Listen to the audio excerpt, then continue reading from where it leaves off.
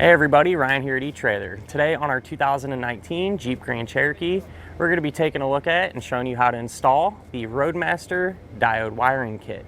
But before we get too in depth, I figured it'd be useful just to kind of touch base and refresh ourselves on the 5 main components that we're going to need to flat tow our Jeep behind our motorhome. So there's going to be a total of 5 main components needed to flat tow your Jeep down the road behind your motorhome. The first one's going to be your base plate. And what that's going to do is provide us with a solid and reliable connection point. That way we can hook our tow bar up to it. And the tow bar is going to be that second component. And this is going to be the physical link that actually connects the front of your Jeep to the back of your motorhome. The third main component is going to be safety cables. And these are pretty straightforward. These are there in the event of an unlikely disconnect. These are going to keep everything paired together. The fourth main component is going to be tow bar wiring. And what the wiring is going to do is transfer the lighting functions from the back of your coach to the back of your Jeep, keeping you safe and legal. And last but not least, the fifth main component is going to be a braking system. And what this is going to do is apply the brakes in your Grand Cherokee whenever you hit the brakes in your RV, helping to bring you to a more complete and predictable stop. And there is one other thing that I do highly recommend picking up. It isn't absolutely necessary, but it's definitely beneficial. And that would be a battery charger or a battery charge line. And I say that because just about every braking system that you put in the Jeep will use its battery power. So whenever you're towing behind your motorhome and that braking system is operating, it's constantly using a little bit of your Jeep's battery to operate. And what can happen is, you can drain that battery or wear it down and everything else. And by using a battery charger or charge line, what's going to happen is your motorhome is essentially going to maintain or trickle charge your Jeep's battery. That way it'll stay fully charged and you're not going to have anything to worry about. So with that out of the way, let's go ahead and check out the wiring kit itself. So we have a perfect example here on how it's going to work, what it's going to do. We have the left turn signal going in our motorhome, and it's being transferred back here to the left turn signal on our Grand Cherokee. And the same is going to hold true for the right turn signal, our tail lights, and our brake lights. So we kind of got all of our bases covered. Other people know our intentions, and we'll stay safe. Now, when it comes to choosing tow bar wiring, I'm definitely kind of set on the diodes, and that's really for a few different reasons. The first one is going to be really clean. Once it's installed, you're not even going to know it's there. And it's going to be super easy to hook up. More or less, you're just going to have to plug a cable into the front of your Jeep, which will go right into the back of your motorhome. As opposed to some of the other types of wirings, like magnetic lighting, for example, those are kind of a big hassle. What you're going to have to do is set them up every single time you want to flat tow. And so the lights are going to be magnetic. They'll stick to your Jeep. You'll have to drape wires all the way up to the back of your motorhome, hook them up, and then not to mention when you're done, you're gonna have to take all that off, find a spot to store it and everything else. So when it comes to tow bar wiring, definitely the way to go. So I mentioned the ease of use, how easy it's gonna be to set up. And all you're gonna have to do is take the end of the cable here, open up your connector plug, plug it right in. And then this is going to run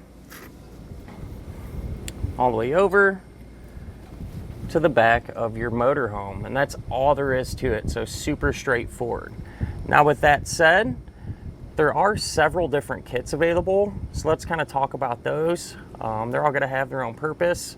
That way you can make sure you get the right setup for your particular application. So one of the kits is going to come with the straight cable here, like we're showing off today. And you're going to use this one if your tow bar has channels in it, like this Falcon All-Terrain, for example.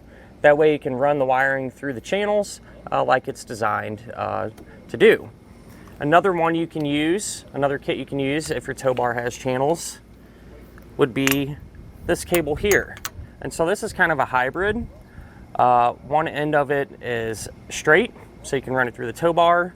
The other end is coiled, and that's just going to give you a little bit of extra length. So if you have a really long setup, let's say, if you have a long high-low adapter or something like that, this might be a little bit of a better option for you. Those are both going to have a 7-way on one end for your motorhome, 6-way round on the other end. One of the other kits is going to be a 4-way flat to 4-way flat. These aren't super common, but they are available. So if your motorhome just has a 4-way, this is one you can grab for that.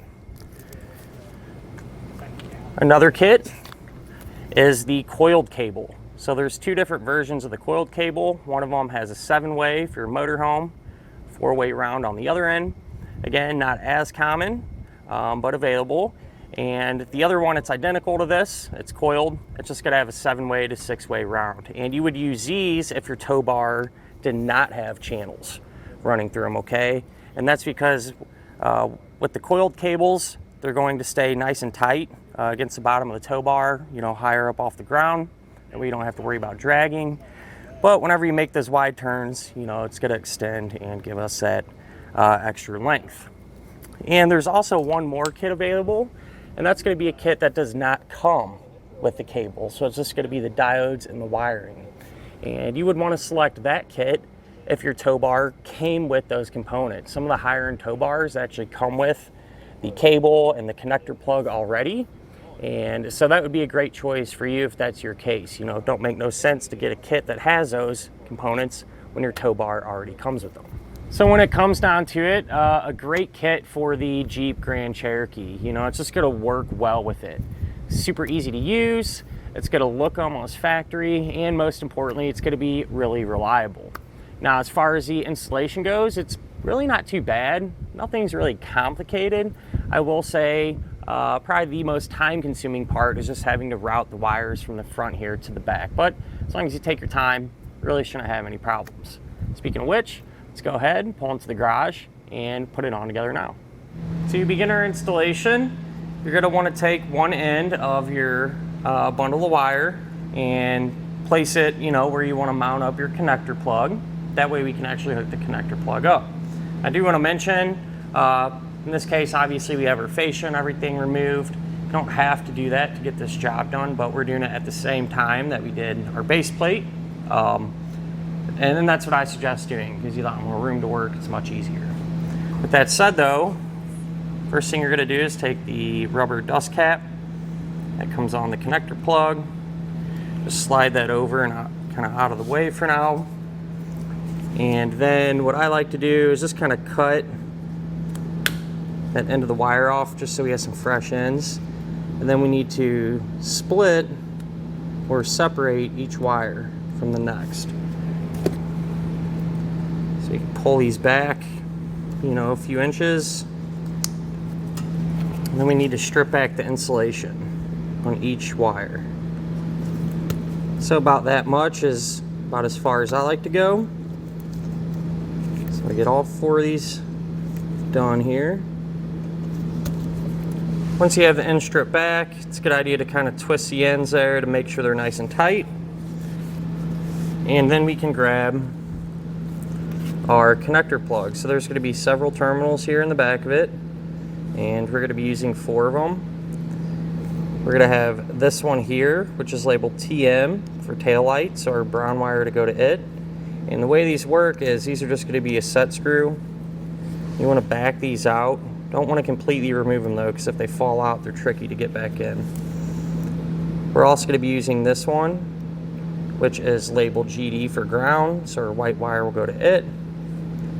We're going to be using this one, LT for left turn, so the yellow wire will go there. And this one for right turn, that is labeled RT, so the green wire will go to it. With that said, we'll just take each corresponding wire. So we'll go ahead and start with TM, the tail lights. So that brown wire is going to get placed inside there. You can push it down. And you're just going to take a small screwdriver and tighten up that set screw. So do the same thing for our remaining wires. So here's what the wiring connector is going to look like once you have it all hooked up. From there we can put our cover back on it. You know, eventually at the very end of our flat toe setup, I'll come back and put some grease, dielectric grease on these, and tape this up real good. Like I said, I like to do that to the very end. That way, you know, we verify everything works and everything else. That way, if you need to get back in here, it's not a big mess and not a pain. But with that said, that dust cover on there, we'll go ahead, take some self-tapping screws and secure this to the bracket on our base plate.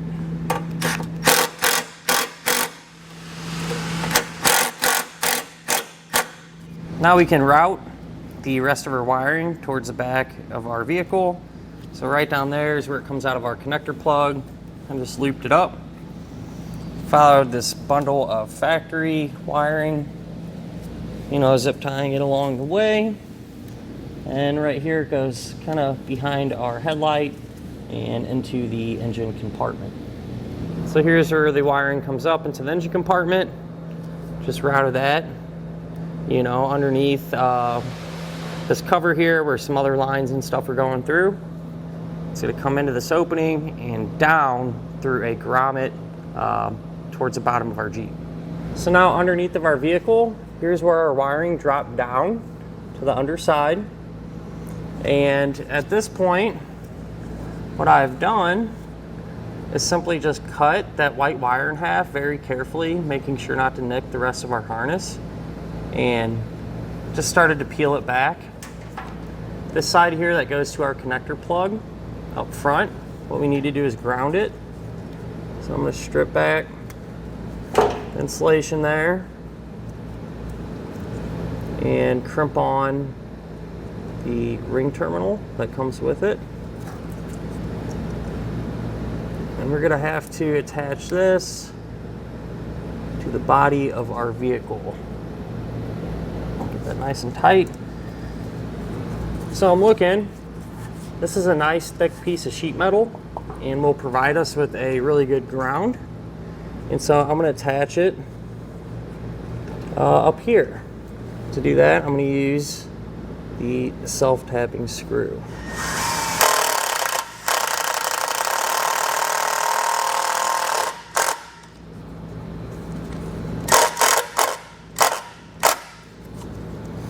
So the ground's on there nice and tight. Then what you want to do, the rest of the white wire that's still in the harness, you just want to peel that off completely. So completely separate it from the harness. You're going to want to hang on to it because we're going to be using it a little bit later on here in the installation. All right, so after we got our wire grounded and that white wire stripped off, I continued to route the 3 remaining wires towards the back. I just kind of went along through here, zip tying it along the way to keep it secure. Not really a big deal here, but a little bit further back, you want to do your best to avoid any hot or moving parts.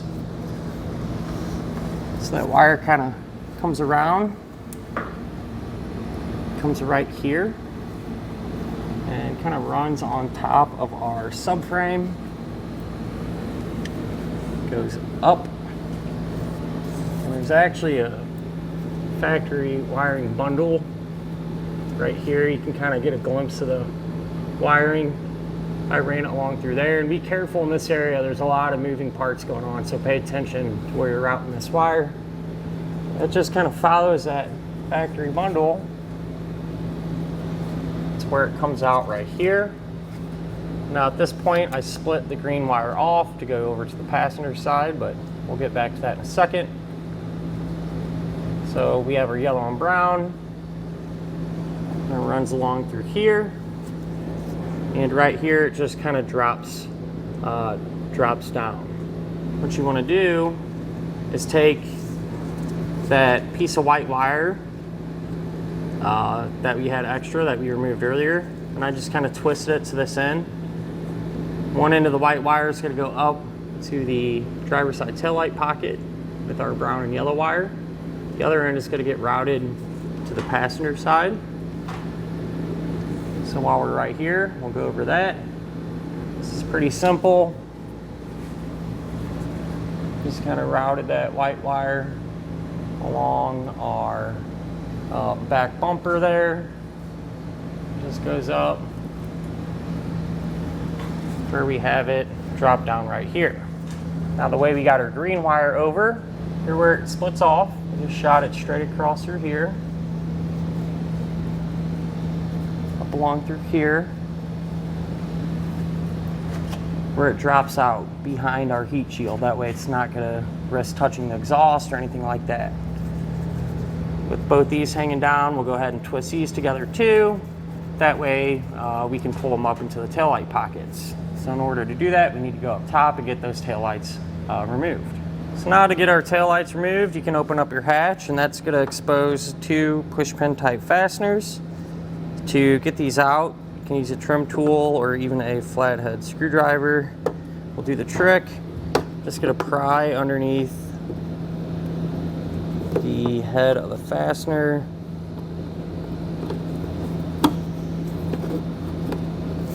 And work the whole thing out. Do the same thing for this one. And then we can grab our tail light. These are usually in there pretty tight, but if you kind of work them back and forth and pull back, that will release the keepers. So those are the keepers that were kind of help holding it in. And then what we can do is just disconnect it. So all these are going to work the same. You're going to pull out on that red tab.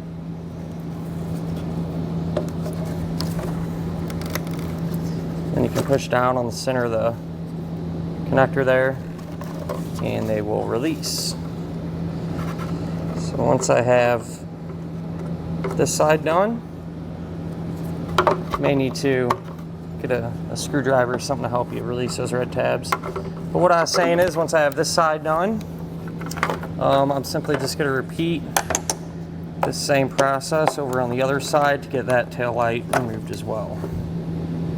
Now what I've done with the tail lights removed, I used a pull wire. So this is just a piece of tubing. You can also use a coat hanger or something like that. Just pushed it down through this opening there behind your bumper. It'll come out the bottom side. And then I taped our white wire, yellow, and brown wire to it.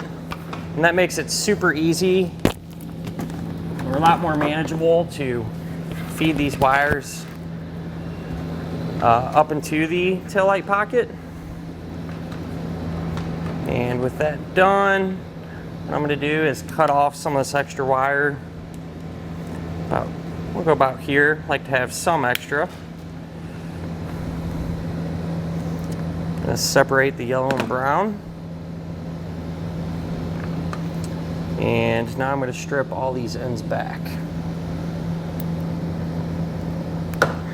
So with the wire stripped back, I went ahead and crimped on a blue spade terminal there on our yellow wire. The brown and white one, it's going to be a little different. What you're going to do is actually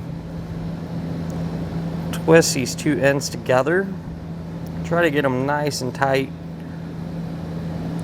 like so. We're going to take the yellow terminal here. It's a little bit bigger. You're going to slide that over both ends and crimp it down.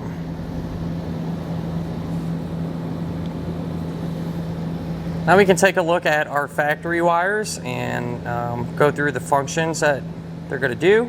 We're looking for the taillight signal and the stop and turn.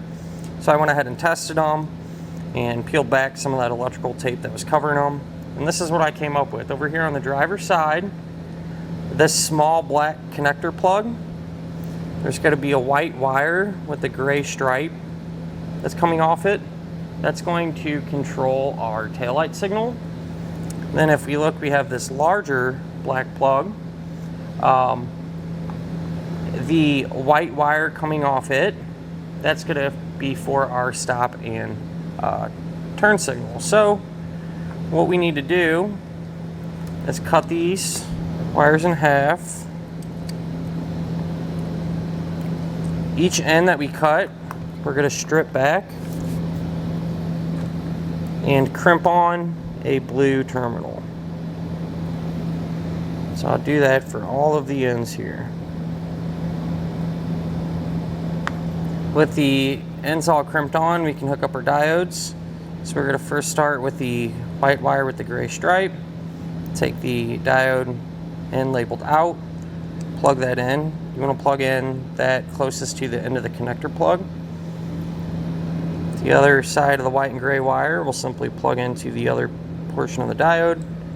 And since that controls our taillight signal, we can grab our new wires that we ran. We're going to plug the white and brown wire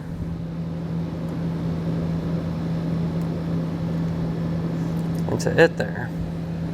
Pretty much the same deal for the other side here. It's going to be for a stop and turn, the solid white wire.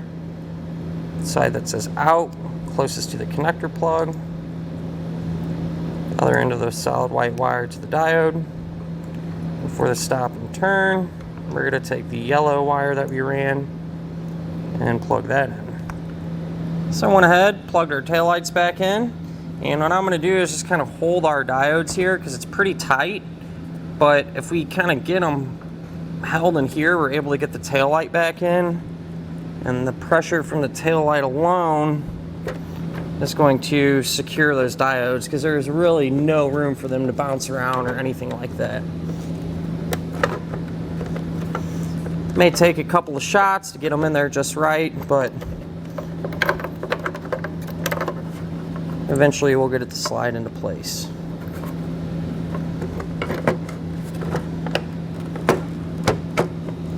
So once you have the lights back in, we're just going to re-secure them the opposite way using these push pin type fasteners.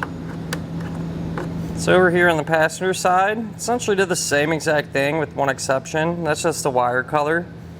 So the small connector plug here that has the white wire with the orange stripe, that's going to be the factory taillight signal. So the white wire that we ran gets hooked up to it. And then on the larger connector plug there, the white wire with the green stripe, that's going to be our stop and turn. So the green wire that we ran gets hooked up to it. So with that done, we plug our taillight back in and get it reinstalled the same way that we did the other one.